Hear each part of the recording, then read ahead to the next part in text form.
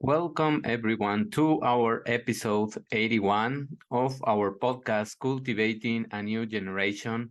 In today's episode, we are going to go into spirituality mode and we are going to discuss about the chakras, the energy, the new insights and the merging of science and spirituality to understand how we are much more energy than flesh and bones.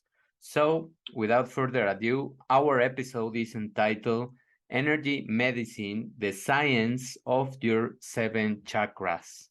So, I used the article as a reference of Leskowitz 2020, a cartography of energy medicine from subtle anatomy to energy physiology from the Journal of Explore. So Western medicine is expanding and its focus is beyond a strictly mechanistic theoretical paradigm. It now recognizes that there is more to health and illness than just the physical body. Over the past 70 years, stress researchers from Hans Selye onward have compiled a growing body of clinical and research data that has forced biomedical science to accept mind-body interactions as a core part of clinical practice.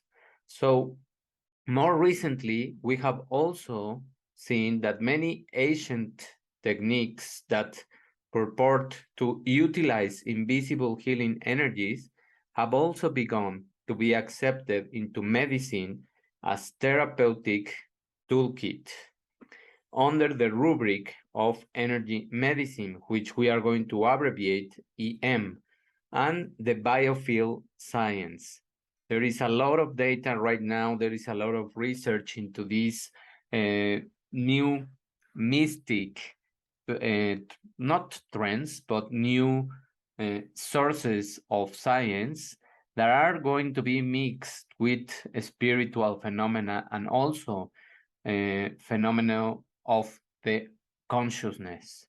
These healing energies may be the missing link in fully understanding health and illness. This research will focus on what they are and how they might work.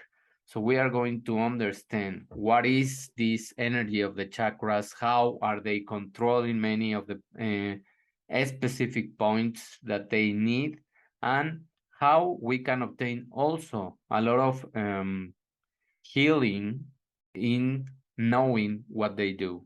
In 1988, the creation of health was written by the neurosurgeon Norm Shelley, MD and PhD, in collaboration with Caroline Myss, a medical intuitive, each offering their perspective on a range of medical conditions.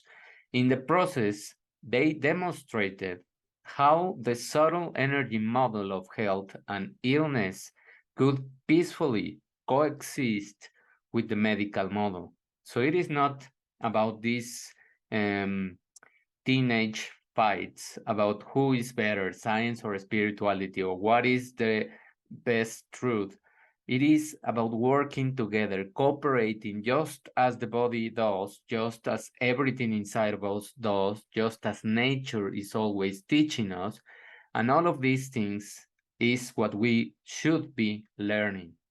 More recently, the clinical psychologist David Feinstein, PhD, was partnered with Donna Eden, a healer who claims to see energy in developing a range of energy-based self-care and treatment approaches. The concept of energy can be found in virtually every medical and healing system around the world.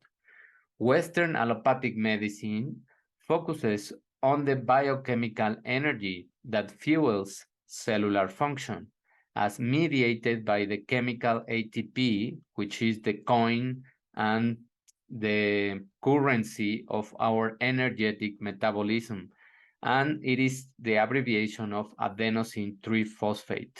Almost every other healing tradition has acknowledged the existence of an invisible healing force or life energy that is called the prana in the Ayurvedic tradition of yoga, ki in the traditional Chinese medicine, TCM, and pneuma in classical Greece, and ruach in Jewish mysticism.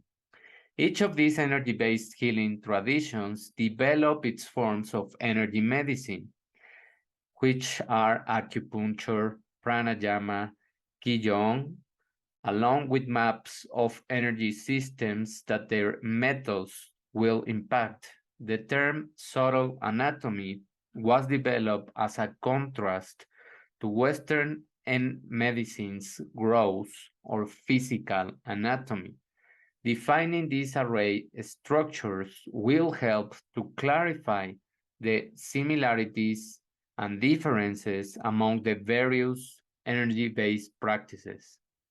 Best known is the Geograph Model, which includes three key anatomic elements: a vertical axis of energy centers of increasing emotional and energetic frequency, which are the chakras, a network of distribution of pathways or nadis, and an overacting containment vessel made of sheets, which are known as koshas, that surround the physical body. The layers of this container range in density from the physical body itself to the vital, pranic, or etheric body, to the emotional, astral body. Did you listen correctly? Astral. So we are going to discuss this conceptualized time frame that we can really go back in time or we can go further. May also we have experienced all that through the dreams, the mental body of thoughts, and finally the soul. All of these are those layers of energy that surround the physical body. In parallel, the traditional Chinese medicine describes energy centers as known as dantian and conducting vessels, which are the acupuncture meridians that are found in many of the same bodily locations as in the yogic map. Similarly, the contemporary American visionary artist Alex Gray has created images that capture our multidimensional nature, which I'm going to show you how he sees all of these layers of energy in what might be called a revised edition of the classic 1858 text Gray's Anatomy. So these cross-cultural correspondences suggest that a common underlying mechanisms is at work. Ironically, classic yogis consider the layer of prana to be so dense that it was, for all intents and purposes, a physical substance that should be considered part of the physical body, which is the densest of the seven bodies. In contrast, Western scientists has felt this pranic sheath to be so ethereal that its very existence is still doubted. Just because you can see it, it doesn't mean it doesn't exist. That's what we should start saying. Just because you don't see your consciousness doesn't mean that doesn't exist. To illustrate all of these examples of the layers of energy, we are going to use a compound that is known by everyone, probably not the formula, but we have made contact with it, and we are made of it. More than 70% of our body is made of water, or H2O, which is the formula. And that compound can exist as a solid, as a liquid or as a gas, depending on its thermal energy, which is the temperature. So, can primordial energy exist in a variety of forms or levels, depending on its vibrational state, just like the molecule of water? Of course, that's the beauty of comparing these science of molecules with these sheets of energy that we are surrounded by, and many times people don't want to accept that they exist. The koshas, like the aura and the biofield, can be seen then not as the glow emitted by a light bulb, but as a complex structure created when the mist of primal consciousness condenses into the successively more concrete layers of prana and the body. Another key difference between the models is that ancient metaphysical models saw consciousness as a primary force that is independent of matter, while modern neuroscience sees the brain as the creator of consciousness. In a sign that paradigms are now shifting, a panel of leading medical researchers and clinicians have, with their manifesto for a post-materialistic science, they reconceptualize the brain as a filter. And we are going to see now how the brain is more like a receiver of thoughts and awareness, pretty much like the antennas of a TV, of an old TV, that they have to pick up the signal, and pretty much like the antenna that you can't see, but they are there in your computer to pick up the Wi-Fi signal. So all of this is how the brain is picking up the energy from your senses and how we are going to translate that kind of energy into something that we can really make sense of, instead of this abstraction kind of energy, which many times, of course, is invisible.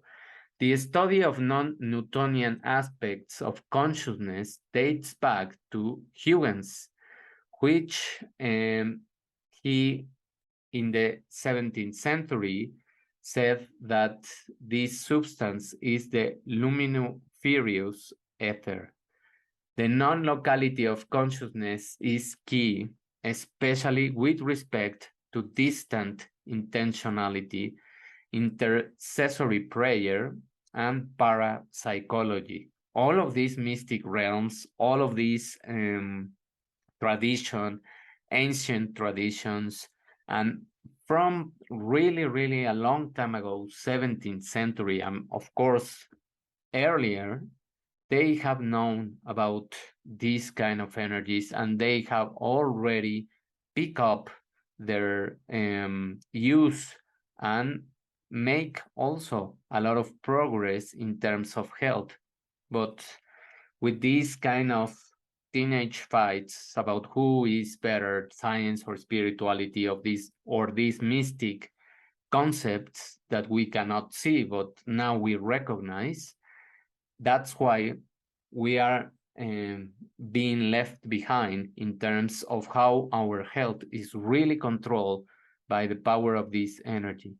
These phenomena may originate at the quantum level, only to cascade space and time realm of the physical body as described above, like I described in the last reflection.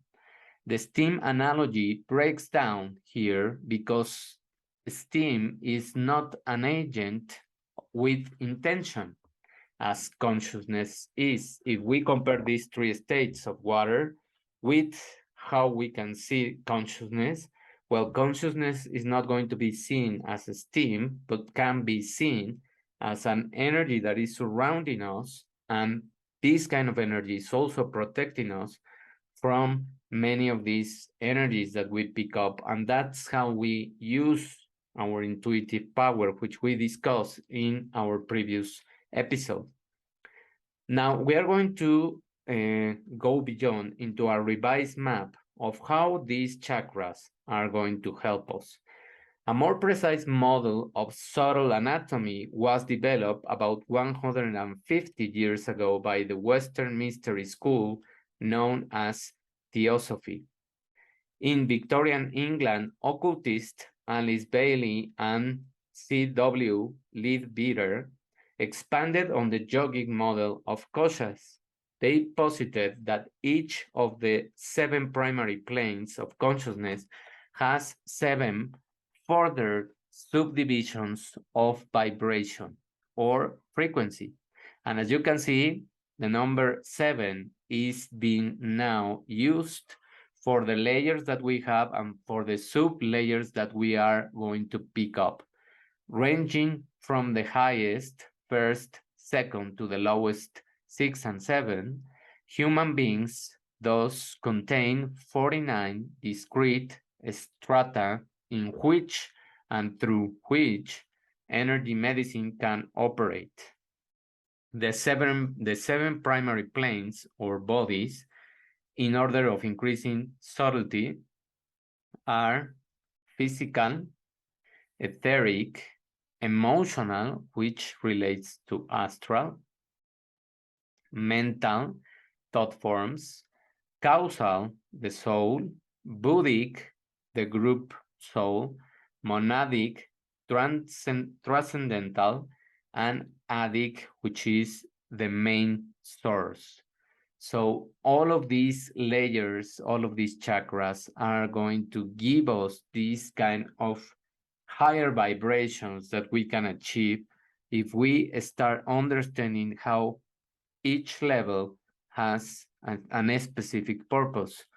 Although theosophical precepts continue to be elaborated and expanded by more recent metaphysical studies, their basic schema can still serve as a useful template for the model of subtle anatomy being outlined in this research.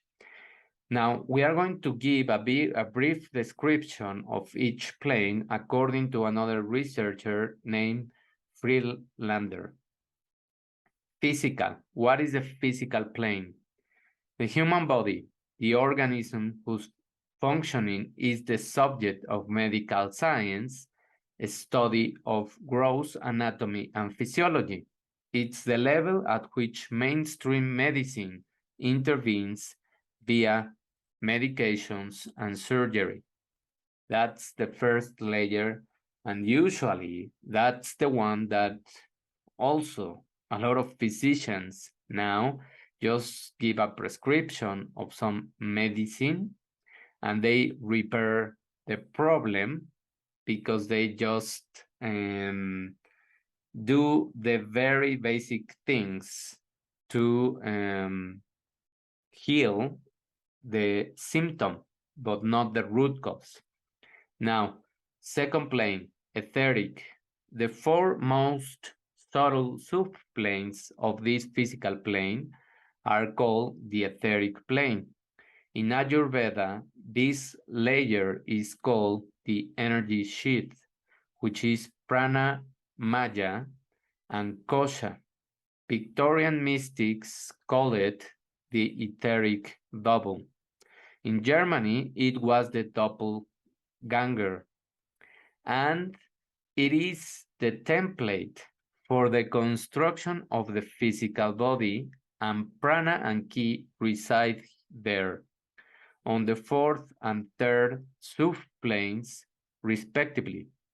Humans can access this etheric energy most directly from sunlight, fresh air, food, and via the Earth's own subtle energy pathways. And that's what we feel when we are in contact with either the sun energy, either this wind, food, and the respiration process, and of course being in contact with nature. So those are the first key lines that are going to form the etheric body. Now, emotional. The astral plane or the desire body is the level at which emotional charge accumulates. Are you listening here? Because this emotional charge is going to build up generation after generation. And that's what we have to understand, as I narrated in this book, in the story of a couple, how they have backgrounds and their parents' backgrounds is going to impact on what they are doing, what they are thinking, how they are behaving. And if we don't understand that, that's why we have certain kind of patterns or repeated problems. Most people are focused on their everyday life and on the third subplane of the astral, while lower grade phenomena like bad dreams and nightmares arise on the fourth and the fifth subplanes during this astral travel. That is said to occur when we dream. That's why many of our dreams have a meaning, and when we are stressed or we perceive something that is going to happen to anyone that is near to us, usually it is being reflected in our dreams. The seventh subplane is the transfer point where dense emotions transition into the etheric and they keep scaling in the vibrational scale. Mental and causal, that's the next layer that we are going to review. The ideas are considered to be distinct objects or thought forms located in the mental realm. The highest three subplanes, first, second, and third, are part of the causal or soul realm.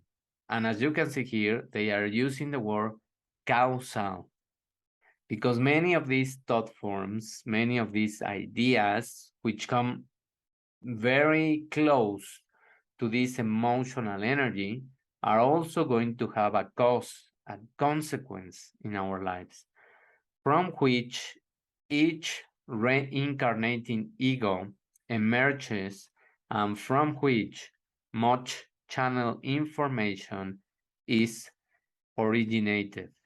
So we have to understand that many of our ego or personality traits are also being passed on according to the emotions that our ancestors have.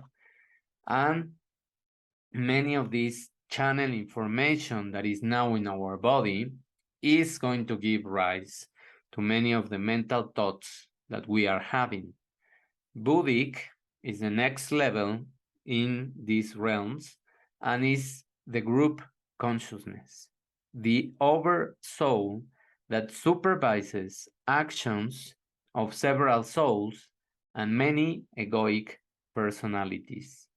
Yes, you heard correctly. This is the connection that we have with this group consciousness. With everyone that we are relating, we have a connection. Everyone that we have encountered and that we have met throughout our lives is there for a reason. Even if it was a moment in time, they appear in our lives because they had a reason. That's the connection of our souls, and that's the personality also that we need to figure out why this person is in our lives for a certain period of time. Now, let's move on to a higher vibration level of the atmic. The laws of physics originate here, as do miracle healings. It is called the nirvana in Hinduism and Buddhism. This is a level of vibration where many of these healing experiences happen. And we have all heard or listened to some stories of people that have healed cancers or very major chronic illnesses just by the power of these meditation states where you arrive up to a point of vibration that you are going to repair many of the layers in the body or in the physical layer. Now, what comes next? Because there is a next stage. Monadic, that's the next level. This is the transcendental or global healing, which originates at this level. Now that we have worked with a group consciousness, with how we relate to each other, now that we have acquired this power to heal, now we are ready to transcend into a global scale and to really perform as the creators that we are. That's my wish. That's my hope that one day we can achieve that and everyone realizes the power that he or she has in terms of this level of vibrations that we can start to acquire, even if it's right now at the level of the physicality. But we can all go step by step, scaling up until we get to the point that we realize that we are the creators, the attractors, the magnetic force that we can manifest in our lives. And there is one more level, the adic level, which is pure emptiness. This is the source of existence. This is where infinite love is surrounding us, and this is the stage that all of this energy is helping us, all of the universal energy, God energy, as you wish to call it. This is the energy that is giving us the power, the hope, but we have to be open to that.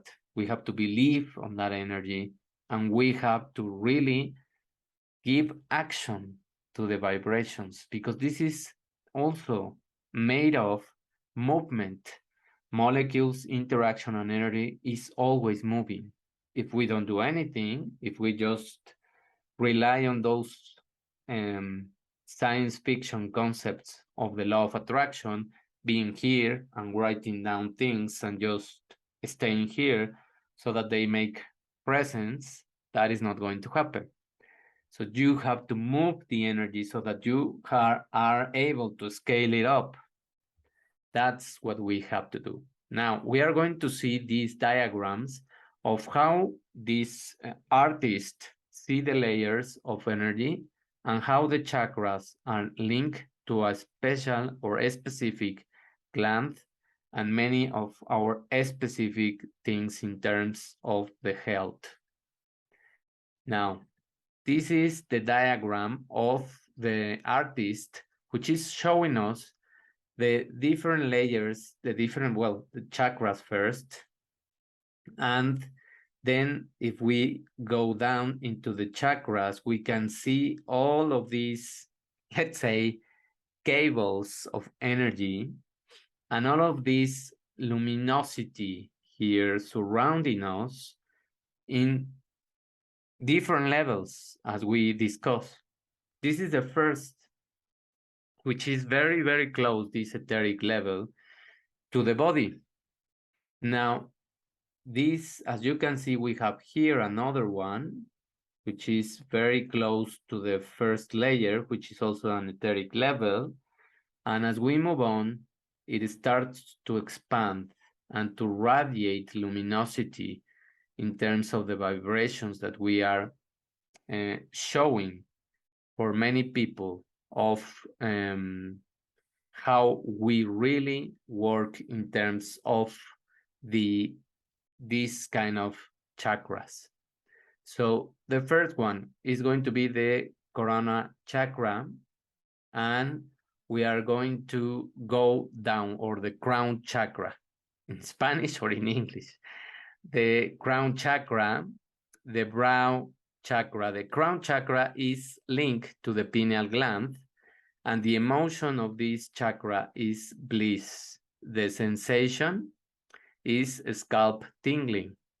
Now, the sixth chakra, which is brow, or in Spanish is tercer ojo, is linked to the pituitary gland and is linked to the emotion of intuition, and the sensation is the inner light bulb. Now, the fifth chakra is the throat, which is the chakra of garganta in Spanish. The thyroid gland is the one that is linked to. The emotion is creativity. Yes, your throat is linked to your creativity. So anytime you have a respiratory illness, check on if you feel stuck in terms of your professional things that you are doing, or in your job, or you haven't said something and it's keeping like a cover of the energy, because you have to release that in order to heal your throat or any kind of respiratory illness. And the sensation is that you are choked up. That's what I'm saying, that you have something that you want to say, you didn't express something, you had probably a discussion or an argument, and you didn't lay out your thoughts. Number 4, your heart, or in Spanish is corazón. And the gland that is linked to is the thymus. The emotion is love, and the sensation is warm-hearted, warm-hearted. And we feel that when we are really protected, when we feel blessed, we really feel that warm sensation, that safety, that everything is okay and we are protected. Number 3, the chakra 3 is the solar plexus, or in Spanish, plexo solar. And the link gland is the pancreas. The emotion is power, and the sensation is butterflies.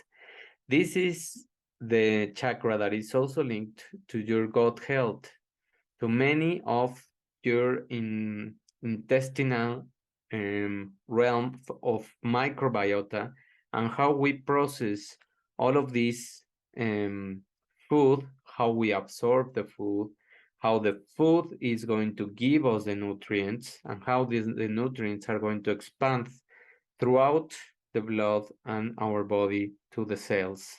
And that's also why in the stomach we feel butterflies. And as you can see here, look at the emotion. The emotion is power. The power comes from your gut. The power comes, the confidence, the trust, those butterflies that you feel when you are excited, when you have good anxiety of doing things and you are being primed by the things that you are doing. That's the power that you feel because you are activating the solar plexus. The number 2 is the sacral, or in Spanish, sacral. Gonads is the gland. Sexuality is the emotion. And the sensation is sexual arousal. Of course, this chakra is extremely important because our sexuality is a very important aspect of our lives, and it doesn't have to be seen as something that is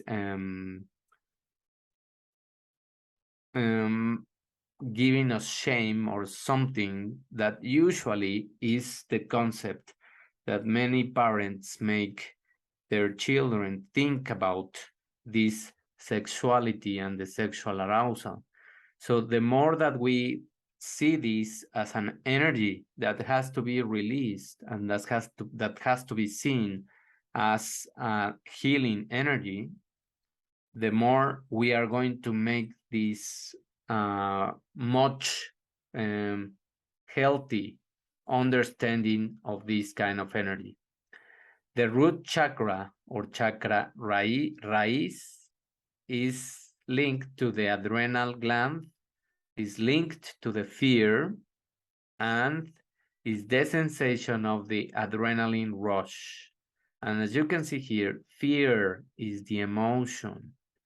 So when you are not grounded, when you feel uncertainty or you are not confident on the things that you are doing, that's when you feel this fear being activated. Like these 2 years that we had in the pandemic, many people were unbalanced in this root chakra due to the amount of stimuli that they received and the fear that was being propagated by the platforms, the social platforms or the news platforms. Now, let's move on to what do they mean. Now, the first chakra is known as the crown, as I mentioned, and this is another word of the Ayurveda, and is the Sasara. And the word that we can link here is I know. The seed syllable is a, like an idea. The element is thought. The wisdom, knowledge, spiritual connection. That's all that this crown chakra is going to give us. That's why we need to have this spiritual conception of things, whether you are religious or not. That doesn't relate to being spiritual. This is just having this connection with the source energy and the source power. Now, the second chakra, the words that we are going to link is Anja, brown, I see. Seed syllable is Om, and the element is light, perception, intuition, and imagination. Now, the third chakra is throat and is I speak, I express, I say what I have to or what I feel. Is the seed syllable is ham, the element is ether, and the communication, creativity, and resonance is the behaviors that is being related to. I love is the fourth chakra, is the word anahata, and is the heart chakra. The seed syllable is yam, the element is air, the behaviors or the feelings is love, compassion, balance, acceptance. Now, the sixth chakra is also linked to the word I do, Manipura, solar plex, and as you can see here, and as I mentioned previously, this is the solar plex, which is linked also to the gut, as I mentioned. And these butterflies and these sensations that we are having with our gut, that's the energy moving and telling you to do something about the things that you have inside. The seed syllable ram, the element is fire, will, purpose, strength. As you can see here, your will, the will to do something, the power to do something, the purpose, the strength, it is linked in our gut. And why? Because this extremely important part of our bodies, in terms of the physicality, is giving us a lot of energy because we suck up the energy from food, and we extract these vibrations of food and we release that to our bodies. Now, the sixth chakra is I feel, and the words are Swadhisthana, sacral area. The seed syllable is Bam. The element is water, fluidity, pleasure, sense of self, flowing, feeling pleasure, feeling a sense of self. So this is the chakra of your gonads. This is the chakra of your sexual energy. You need to have this in a healthy state in order to have a sense of self and love to yourself. I am is the root chakra, and the words are Muladhara, syllable is lam, and the element is earth, being grounded, having safety, security, your instinct, your survival, your grounding. As I mentioned, this was moved a lot, and we have to work a lot in this chakra right now because we suffer a lot of media-based fear that these people wanted to infuse in us. Now, let's see how these 7 planes of existence starts linking.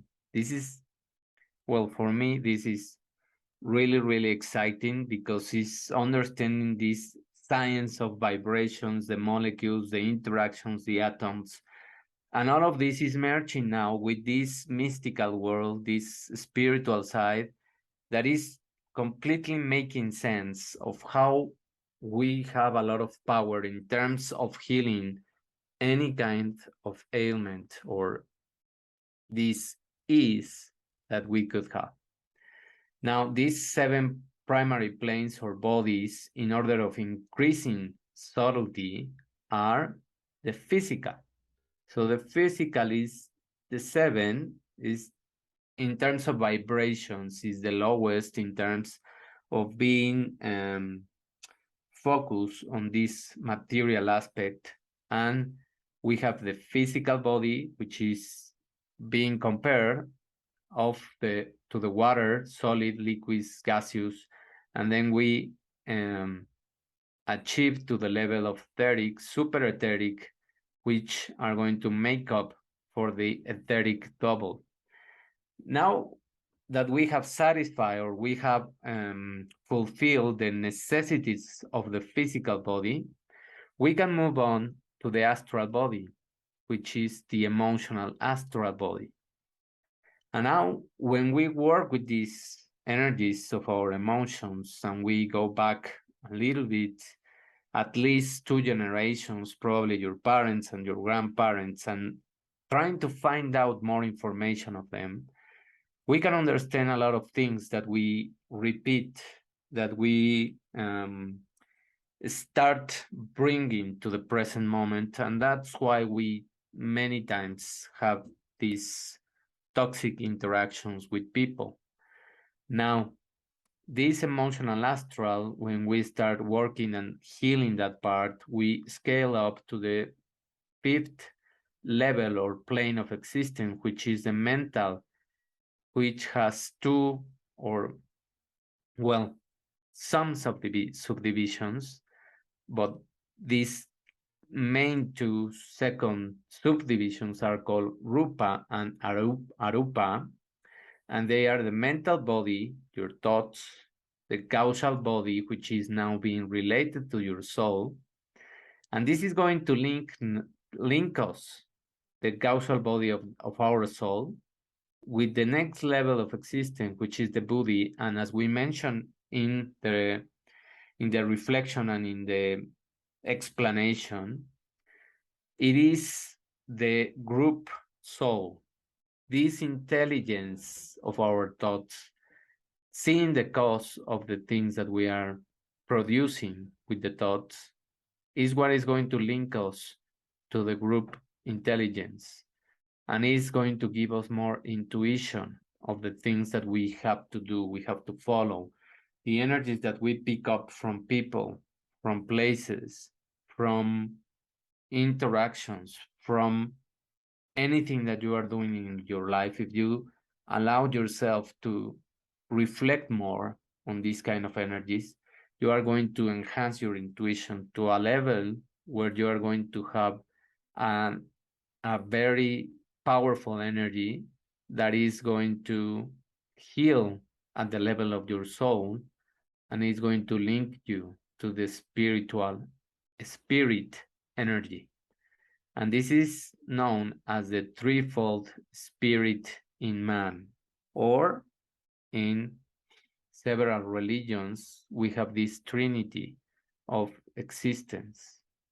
Now, this is the realm now of nirvana. This is how we start scaling up to a level where we really perceive, we really own, we really remember that we are this spiritual energy that can manifest anything and that can heal anything. Now, if we keep scaling, we are going to get to this monadic, transcendental realm or level of existence, plane of existence, which has three escalations, let's say, for the level of energy that you are acquiring.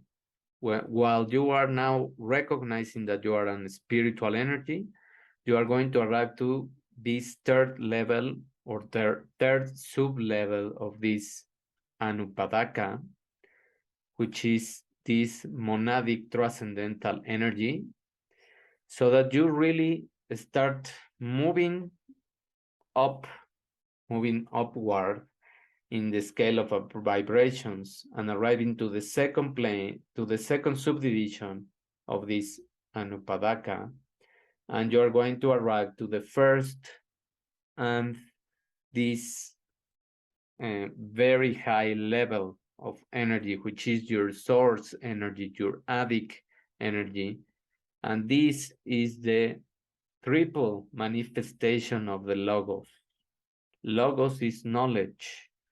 So when you arrive to this level, you are manifesting everything that you want. You are really being a powerful creator. And we can get into these levels step by step. It is something that we have to work probably throughout our lifetime, but we have access to these kind of energy vibrations. These are the scales that we have to follow. These are the different planes of existence. This is the interactions that can give us much more safety, much more hope, much more knowledge of how we are not just these flesh and bones, this appearance.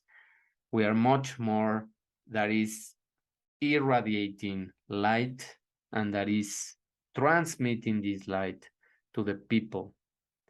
And that's what I wanted to do in this specific episode, to transmit this kind of knowledge, the merging of science and spirituality, and giving you this understanding so that you really realize that we are all connected through this group soul energy or level of existence, and we can always help each other. That's our mission for everyone, to create this community, to create this powerful energy so that we arrive to these kind of realms where we really transcend as a species that really is superior, and that we can demonstrate that we are superior, and not in terms of the ego, in terms of healing our earth and using our earth as